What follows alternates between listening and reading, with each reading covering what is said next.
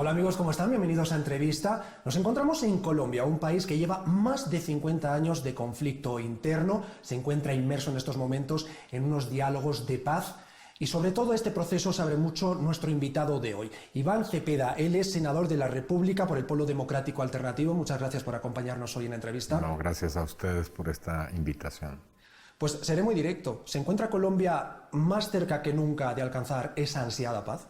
Sí, yo creo que es un escenario que no habíamos visto en estos 50, más de medio siglo de violencia continua en Colombia, un proceso de paz que tiene una agenda, unos acuerdos preliminares, un proceso en el que se va acariciando la posibilidad de llegar a un pacto que finiquite la confrontación entre la guerrilla de las FARC y el ejército y las fuerzas militares y el Estado colombiano. Ahora, por supuesto, un proceso de paz es un escenario complejo que tiene momentos difíciles, así que no está exento este proceso de esas circunstancias. Y actualmente, el momento en que hacemos esta entrevista, el proceso está viviendo un momento crítico. Esperamos que eso no vaya a significar ninguna ruptura, sino que por el contrario esto fortalezca el proceso de paz. Mencionaba un momento crítico, imagino que se refiere a ese cese al fuego que se ha incumplido por las partes y que de momento pues pone en peligro estos diálogos. ¿O no? ¿Pone en peligro estos diálogos? Bueno, el asunto es que las FARC y el gobierno pactaron antes de sentarse a hablar un principio, que es hacer las conversaciones en medio del conflicto. Y por supuesto eso ha generado una dinámica en la que pues han ocurrido hechos de lado y lado muy agresivos. Han muerto guerrilleros, murió el comandante de las FARC, por ejemplo, en un momento en que se estaba ya conversando. La guerrilla también ha dado golpes, no solamente al ejército, sino también contra la infraestructura del país. En diciembre del año anterior hubo un alto al fuego unilateral de las FARC, que las FARC cumplieron y que significaron un descenso muy significativo de la violencia, pero se ha vuelto de nuevo a intensificar el conflicto armado en estos días y por supuesto cada golpe que se da pues hace que la opinión pública se pregunte si vamos a lograr o no llegar al acuerdo que tanto se quiere. Exacto, es que en estos 50 años pues es la población civil, el pueblo colombiano, ¿no?, quien más está sufriendo este conflicto. Hay personas que a lo largo de su vida han nacido en un país en conflicto, no han conocido un país en el que reine la paz y esta última oportunidad, no última oportunidad, pero estos diálogos de paz sí que han sido la última esperanza que estaban viendo ellos, que se ha visto mermada por esta violación del alto el cese el pasado 22 de mayo. ¿Qué esperanza se le puede dar a una población cuando ve que se vuelve de nuevo a frenar ese cese al fuego cuando parecía que estaban tan cerca de alcanzar una paz? Bueno, las guerras son regularmente episodios que tienen una duración corta. Sí, guerras de 5, 10 años, sí. Aquí estamos ante medio siglo de episodios, entonces por supuesto hay desconfianza, no hay esperanza después de que se ha fallado en otros intentos, pero realmente hemos visto hechos novedosos en estos 3 años del proceso de paz. Ya mencionaba que ha habido acuerdos sobre temas muy importantes, que se ha logrado en algún momento, en estos 5 meses que duró la tregua, una disminución muy sensible de los índices de violencia por cuenta del conflicto armado. Y hemos venido viendo que existe efectivamente la posibilidad de llegar a ese acuerdo de paz a partir de estos signos. Así que lo que se requiere es un poco de serenidad, de constancia para poder llegar a ese acuerdo que sería muy significativo para Colombia, pero también para la región. El conflicto armado colombiano tiene un impacto muy importante sobre Latinoamérica. Usted habla de serenidad, sin embargo, también ha abogado en diferentes ocasiones por acelerar estos diálogos de paz para intentar evitar que se pierda esta oportunidad que existe ahora mismo. ¿Es así? ¿Lo ve de esta manera? ¿Cree que el proceso se está dilatando demasiado? Es necesario construir un buen acuerdo y eso requiere tener la paciencia de que cada cosa quede bien hecha. Pero también hay que tener en cuenta los cambios del contexto político nacional e internacional. Aquí en Colombia hay sectores que han vivido de la guerra y que no quieren que la guerra se acabe. Esto puede sonar un poco sorprendente para quienes nos están viendo en este momento, pero hay sectores que viven de la economía de la guerra, de que haya más armas, de que el ejército sea cada vez más grande. Hay unos contratos que son muy jugosos desde el punto de vista económico. Hay gente que ha ganado tierras y riqueza a partir del conflicto armado, y hay sectores de la extrema derecha que no quieren que se abra paso este acuerdo de paz. Y por lo tanto, cada dificultad que se presenta en el proceso es utilizado de manera política para decirle a la población: aquí no va a haber un acuerdo, esta es una nueva mentira, estamos ante un engaño, y entonces hay que contrarrestar rápidamente a esos enemigos del proceso de paz. Usted habla de algunas partes políticas que se oponen a estos diálogos de paz. Uno de ellos es el expresidente Álvaro Uribe, actual parlamentario por el Centro Democrático, que ha manifestado abiertamente que no apuesta por estos diálogos, sino más bien por una confrontación bélica directa contra los grupos armados. ¿Qué opina sobre esta postura? Bueno, Uribe representa una ideología que, especialmente después de los atentados que tuvieron lugar en Nueva York en septiembre, el 11 de septiembre de 2001, se desarrolló toda esta ideología de la confrontación contra el llamado terrorismo. Y esa ideología no ve otra posibilidad distinta a profundizar la guerra, a profundizar la confrontación. Vive y es fuerte siempre y cuando haya un conflicto. Entonces, es muy comprensible la idea que todos los días pregona Uribe y su partido político, el Centro Democrático, de hacer críticas totalmente pesimistas, escépticas frente a la posibilidad de una paz triunfante por la vía del diálogo en Colombia. Precisamente quizá por este escepticismo que hay de que se dilate demasiado el proceso y no se llega a ninguna parte, también hay otras partes, otros sectores que proponen que se le ponga una fecha límite a este proceso de paz. Se le pone en concreto el 9 de abril de 2016, además una fecha simbólica, ese 9 de abril, ¿no? Una fecha en que en los años 40 ocurrió el Bogotazo, en el que se empezaron a formar los grupos armados. ¿Usted ve bien que se limite este proceso, que se le ponga esa fecha para intentar alcanzar esa paz? Bueno, ya he dicho que yo estoy de acuerdo en instar al gobierno y a la guerrilla a que aceleren los diálogos, a que no se deje que esta dinámica de escepticismo o de pesimismo frente al proceso se comience a consolidar. Pero considero que eso no puede llevar a una posición extrema, que es decir, bueno, si el 9 de abril, por tomar un ejemplo, del año 2016 no hay unos acuerdos, se rompe el proceso de paz. Puede ser que el 9 de abril estemos muy cerca de lograr esos acuerdos definitivos. Es absurdo ponerle una fecha límite, un ultimátum a un diálogo, que se supone es una construcción de un consenso. Yo creo que estamos acercándonos a ese momento, pero de ninguna manera comparto el poner a eso unas fechas de terminación. Creo que eso sería un gravísimo error. Hemos hablado ya de cómo se aborda este problema, esta problemática, este conflicto acá en Colombia por algunas partes políticas. Sin embargo, no hemos mencionado todavía cuál es la postura de la presidencia, ¿no? Por parte de Juan Manuel Santos se ha ratificado pues, que hará, de hecho él dijo que intentará pues, hacer la guerra en Colombia como si no hubiera proceso de paz y dialogar en La Habana como si no hubiera combates en Colombia, en La Habana, donde se están llevando a cabo estos diálogos de paz.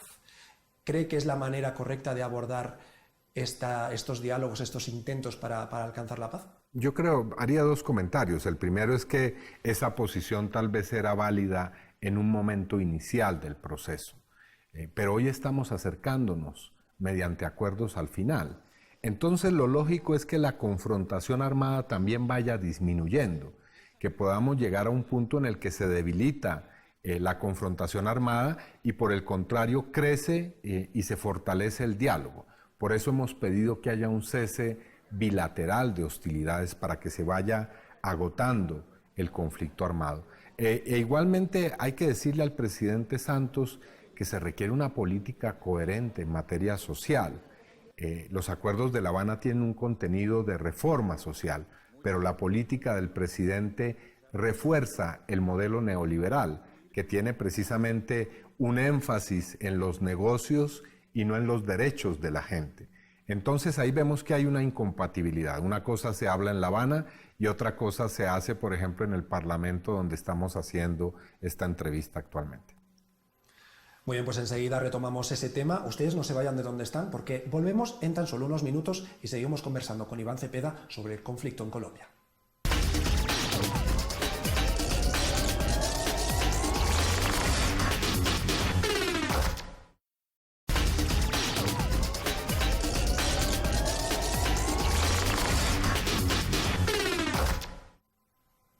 Pues ya estamos de vuelta aquí en entrevista, seguimos conversando sobre el conflicto en Colombia con Iván Cepeda. Mencionaba algo interesante, ¿no? Y es la visión que se tiene en La Habana y la visión que se tiene acá desde la ciudadanía, que son los principales afectados de este conflicto a fin de cuentas. Acá decíamos que por la coyuntura de la situación cada vez parece que se confía menos en las partes que encabezan este diálogo, eso es así. Sin embargo, cuando falta esa confianza por parte de la ciudadanía, ¿cómo se puede reflejar la inquietud que pueda tener un pueblo? ¿Cómo se puede reflejar o entender incluso los intereses que necesita esa ciudadanía? Bueno, yo no exageraría tampoco estos problemas de confianza, porque la realidad es que hoy ningún partido político, ni siquiera el Centro Democrático, ningún gremio económico, ni la Iglesia, ni las organizaciones de la sociedad han pedido que se rompa el proceso de paz. Es decir, todo el mundo quiere que se llegue a un acuerdo. El problema es el cómo, en qué tan rápido va a ocurrir, qué hechos nos pueden dar la certeza de que eso va a ser cierto. Entonces, hay un deseo generalizado en Colombia de llegar a la paz. El asunto es poder crear hechos políticos que le den confianza a la gente en torno a que eso está ocurriendo y va a ocurrir. ¿Usted cree que por parte del Estado pueda haber ciertos intereses que impidan que este proceso avance de una manera más rápida, que se dilate este proceso? Hablábamos antes de intereses económicos, que hay mucha gente que se está lucrando por este mismo conflicto, usted mismo lo mencionaba. ¿De qué manera cree que está afectando todo esto a estos diálogos? Bueno, yo creo que es muy importante que los sectores que han estado más vinculados a la guerra pasen a posiciones distintas. Me refiero en concreto a las fuerzas militares, por ejemplo. Digamos, un aspecto novedoso de este proceso que se da en La Habana es que por primera vez los militares están participando directamente en las conversaciones. Y creo que eso hay que fortalecerlo. No hay que permitir que la psicosis de que las fuerzas militares van a ser totalmente aniquiladas con la paz, que es un discurso bastante demagógico que busca precisamente hacer que crezca el miedo entre sectores que son definitivos para construir la paz, pues sea el discurso que sea el hegemónico. Por la parte gubernamental se ataca constantemente a la parte de los grupos armados en muchas problemáticas del país. En el caso de las FARC, como el principal grupo ahora mismo armado en el país, pues también se le lanzan la mayoría de las acusaciones. Déjeme que le haga una pregunta muy clara y muy directa. ¿Usted cree que las FARC han perdido los ideales con los que iniciaron su lucha? No, yo creo que un conflicto armado tan largo no se sostiene simplemente porque haya un deseo de un grupo particular en mantener ese conflicto. Aquí hay unas razones, unas causas que deben ser pues también objeto de un cambio social para que puedan desaparecer esos factores que mantienen vivo el conflicto armado. Entonces, yo no comparto esta concepción del antiterrorismo, de la guerra contra el terror, simplemente como una estrategia en la cual se ve que hay grupos de personas que de un momento a otro se tornaron a una especie de idea maligna y que desde esa idea maligna atentan contra una sociedad que es una sociedad legítima. No, en Colombia tenemos gravísimos problemas de autoritarismo de un Estado que ha procedido en muchos momentos de manera criminal contra la población, que tiene profundos problemas de corrupción y también de una pobreza extrema en muchos de las zonas de los territorios rurales e incluso urbanos. Así que esos son los problemas que hay que resolver para que se resuelva el problema del conflicto armado. Sin embargo, una pregunta que muchas personas hacen en el mundo, ¿no? En un momento en el que, bueno, usted mismo lo decía al principio de esta entrevista, todos los actores de este conflicto han cometido errores, todos han caído en la violencia en la que han salido perjudicados grupos civiles. En el caso de las FARC también es de esta manera, incluso en infraestructuras, últimamente decía, ¿no? ¿Cómo se explica entonces, si me dice que no pierden parte de esos ideales, que sigan pues, atacando a ciertas localidades en las que recientemente dejaron sin luz y sin agua durante un tiempo, o que incluso haya muertes civiles de por medio en esta confrontación, que de nuevo se encuentran diversos actores, pero también ha habido momentos en que las FARC han protagonizado estos momentos de... El problema es que cuando un conflicto armado se extiende en el tiempo, es inevitable que se vaya degradando. Es decir, cada ciclo de violencia que se presenta en ese conflicto tan largo es más cruel, más cruento, permite la utilización de métodos cada vez más violentos, tanto por parte de la guerrilla como por parte de las fuerzas militares. Aquí hay que recordar aquí no se libra nadie, que hay unas estadísticas de violación de derechos humanos muy graves. Aquí en Colombia tenemos reconocidos por el Estado más de 6,5 millones, casi 7 millones de víctimas directas del conflicto.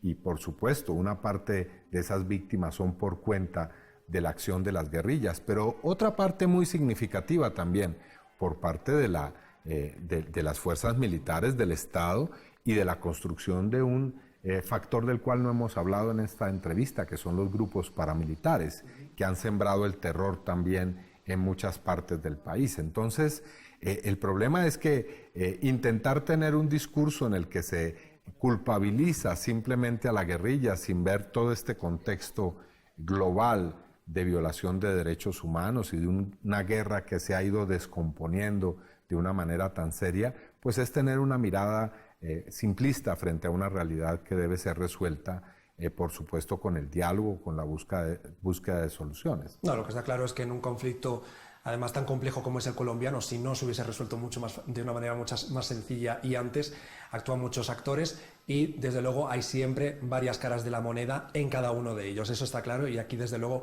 estamos para exponer todas esas caras y no victimizar o juzgar directamente solamente a una, eso está claro. Sin embargo, usted mencionaba ahora esta cuestión de los paramilitares. Decía que no lo estábamos tratando, lo tratamos ahora porque su familia mismo, usted mismo, fue víctima también de paramilitares. Su padre fue asesinado por paramilitares y como consecuencia su familia acabó en el exilio en la entonces Checoslovaquia. Este sector, los paramilitares, como decíamos, no está regulado, no se atiende bien, no se entiende bien de quién depende, de quién no dependen. Es como ese ente que actúa, que a veces son bandas criminales, que a veces se les dicen que vienen directamente financiadas por el Estado. ¿Qué está pasando para esos espectadores que nos están viendo y ahora mismo no entienden ese grupo qué parte toma en este conflicto? Bueno, digamos que sería mucho más sencillo si hubiera simplemente la confrontación entre guerrillas y fuerzas militares. Digamos que el conflicto tendría un carácter mucho menos complejo y menos confuso. Pero precisamente la creación de los paramilitares ha sido un instrumento para generar la confusión. Y a nosotros no nos cabe duda que detrás de la creación de los paramilitares están sectores estatales, sectores muy poderosos. Los paramilitares nunca han estado enfrentados al Estado. Son precisamente una especie de grupos que han hecho un trabajo muy sucio para poder de una u otra forma justificar acciones del Estado o defender una serie de posiciones del Estado. Entonces, por supuesto, parte de las cuestiones que hay que resolver aquí es cómo eliminar al paramilitarismo. El paramilitarismo ha tenido una historia muy larga en Colombia, tan larga como el conflicto armado, y es un factor que también ha contribuido a descomponer el conflicto armado. Usted lo mencionaba ahora, ¿no? Ha sido su familia víctima del paramilitarismo. Y del ejército. Mi padre fue asesinado por militares y paramilitares en una acción conjunta. En ese caso, desde ese momento usted tomó las riendas por encabezar diferentes casos de derechos humanos, por denunciar casos en los que no se respetan los derechos humanos aquí en Colombia. A día de hoy, han pasado ya más de 20 años que murió su padre.